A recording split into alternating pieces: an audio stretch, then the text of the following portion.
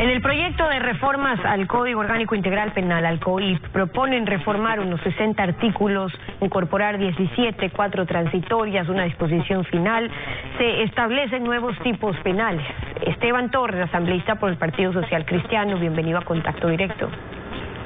Buenos días, un saludo a todos. Buenos días también. Hay puntos en los que no habrá consenso, como en lo que se refiere al aborto, por lo que esperan votar no un solo cuerpo, sino en partes. Usted es uno de los que ha anunciado no estar a favor de ese artículo. ¿Por qué? ¿Cómo quedaría planteado? En efecto, el próximo miércoles está prevista la votación del Código Orgánico Integral Penal.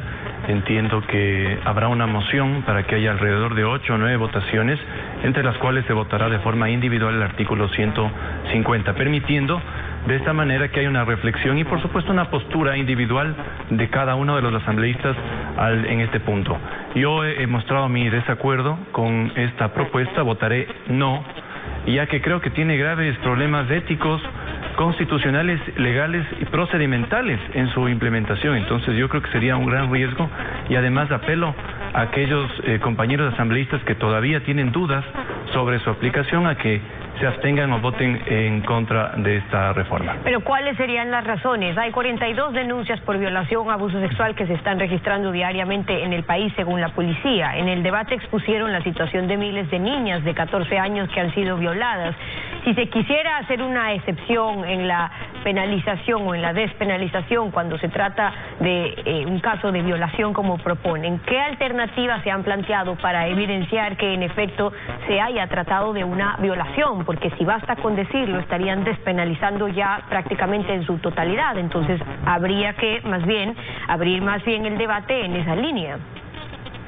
Bueno, tiene varios problemas. Yo he mencionado en primero qué escala de valores queremos transmitir con este Código Orgánico Integral Penal.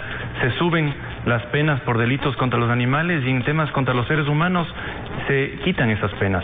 En el tema constitucional también existe el artículo 45, muy claro, se protege la vida desde la concepción y eso significa que únicamente cuando entra en colisión el derecho constitucional a la vida de la madre, cuando está en riesgo su vida, por supuesto, y entra también el derecho a la vida de aquel bebé que está en su vientre, ahí se toma la decisión y es el primer caso que establece ahí el artículo 150 del Código Orgánico Integral Penal actual.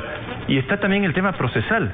No se queda únicamente en la reforma del artículo 150 en decir que está despenalizado el aborto en casos de violación, inseminación no consentida e incesto. Ya se quitó el caso del estupro que estaba hasta antes del segundo debate, sino que se lo regla también en el penúltimo inciso de ese mismo artículo, en donde se dice que con la mera declaración frente a cualquier personal médico, que puede ser un doctor, una enfermera, un pasante de medicina, ya se puede practicar el aborto. Entonces yo creo que aquí hay graves problemas también procesales. Estamos hablando de delitos autónomos que según la teoría penal tienen que tener una sentencia condenatoria ejecutoriada para que se den. Entonces, ¿de qué manera se va a funcionar esta declaración? Es decir, lo mismo aplica sobre esta línea en materia procesal cuando basta con la declaración de la víctima. En materia jurídica, los reparos que se han puesto ahí desde la Fiscalía incluso es si se altera el principio de presunción de inocencia cuando al declarar una mujer o imputando determinado delito que correspondería, porque el afán es mejorar el procedimiento expedito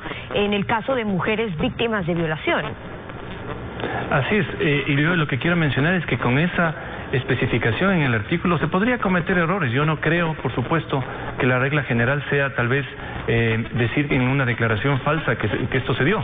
Pero quiero mencionar el caso más emblemático de los Estados Unidos de 1973, el caso Roe versus Wade, en donde la decisión que llegó a la Corte Suprema se da precisamente en un caso en donde hubo una declaración falsa de violación. Entonces yo creo que estos puntos, que son cirugía jurídica, no se han analizado completamente, constituirían un riesgo a futuro. Y en el debate, afortunadamente, ha habido la voz de varios asambleístas que han dado opciones para que salvemos las dos vidas. Un ejemplo, aquella madre que ha sido violada y que tiene a un bebé en su vientre, que pueda ya incluso desde que está embarazada permitir que se den adopción y tenga la opción al final de quedarse o no quedárselo. Entonces hay salidas, hay también temas que no se han mencionado. Todavía luego de una violación se puede evitar que haya una concepción. Para eso existen también los métodos anticonceptivos, incluso luego de una relación sexual que se puede haber dado por un tema de violación. Hay varias salidas.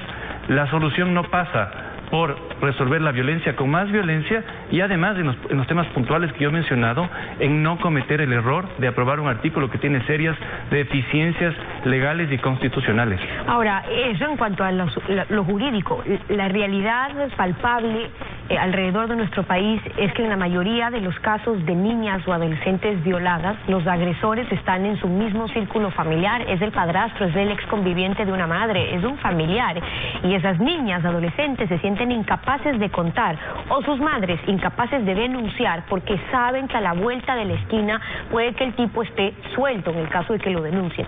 Lo que esto evidencia es que si hay miles de mujeres violadas o niñas violadas, hay miles de violadores sueltos, bañados de impunidad por nuestras calles.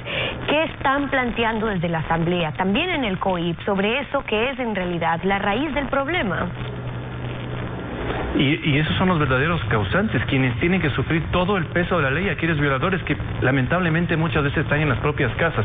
Y por eso parte de las reformas que se discuten de este Código Orgánico Integral Penal, aquellos que yo creo que van en beneficio de la ciudadanía, pasan por que no se dé la suspensión condicional de la pena, es decir, que un violador, por ejemplo, no salga cuando cumple el 60% de la pena, sino que cumple el 100%, ojalá. Lamentablemente hay voces que incluso critican eso y defienden los derechos constitucionales de los violadores, lo cual ya está fuera de cualquier entendimiento, pero esas son herramientas, por ejemplo, para que incluso dentro de una familia las personas tengan la seguridad de que pueden denunciar y puedan, por supuesto, resarcir en algo ese daño, pero yéndose contra quien es el perpetrador, el violador, no contra alguien que es inocente y está en la barriga.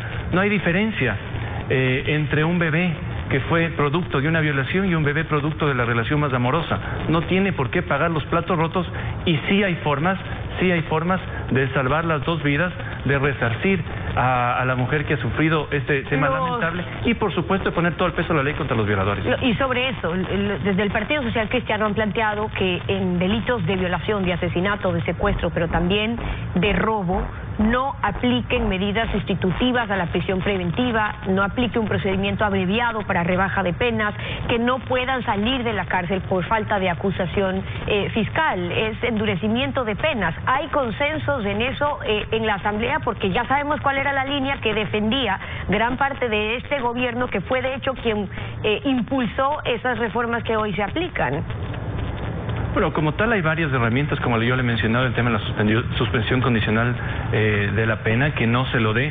Yo creo que a futuro deberíamos, tal vez no estamos maduros para ese debate, pero deberíamos también debatir la prisión permanente revisable, que es una figura que existe en España, porque lamentablemente en estos casos, ni siquiera cumpliendo la pena, los violadores se rehabilitan. De hecho, salen y siguen cometiendo estos ilícitos, o desde la propia cárcel ahora, como no hay controles, amenazan a las víctimas, y es el caso que se está dando en Cuenca en estos momentos. Entonces, bueno, pero también un colega suyo nos hablaba de castración química, y bueno, pero se puede hablar de muchas cosas, pero ahora que están planteando reformas en el COIP, ¿hay algo que se esté incluyendo que tenga que ver con dar una solución o por lo menos intentar luchar en contra de un problema tan real como es tener a los violadores sueltos cerca a esas niñas o a esas adolescentes?